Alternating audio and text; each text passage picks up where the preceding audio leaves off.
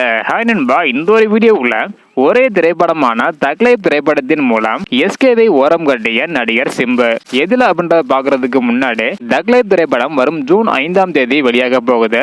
So இன்னும் 3 நாட்கள் தான் இருக்குது. நீங்க டிக்கெட் புக் பண்ணலாம் இல்லையா அப்படின்றத மறக்காம கமெண்ட் பண்ணுங்க. ஸோ அட்வான்ஸ் புக்கிங்லாம் வந்து பாத்தீங்கன்னா வேற லெவலில் போயிட்டு இருக்குது. படக்குழு ப்ரமோஷன் பணிகளை தற்பொழுது ஈடுபட்டு வராங்க. ஸோ இப்படிப்பட்ட சூழ்நிலைகளை தற்பொழுது தக்லைஃப் திரைப்படத்தில் நடிகர் சிம்பு சார் வந்து பாத்தீங்கன்னா 40 கோடி வரை சம்பளம் வந்து வாங்கியிருக்கிறாங்களாம். அது மட்டும் இல்லாம இதுக்கு முன்னாடி எஸ்கே நடிப்பில் வெளியான அமரன் திரைப்படத்தில் வந்து பாத்தீங்கன்னா சிவகார்த்திகேயன் அவர்களுக்கு 30 கோடி வரை சம்பளம் வந்து கொடுத்திருந்தாங்க. ஸோ அந்த ஒரு திரைப்படம் மிகப்பெரிய ஒரு பிளாக் பஸ்டர் திரைப்படமாக அமைஞ்சிருந்தது. ஸோ அதுக்கு முன்னாடி வரையும் குறைவான சம்பளம் தான் வாங்கியிருந்தாங்க.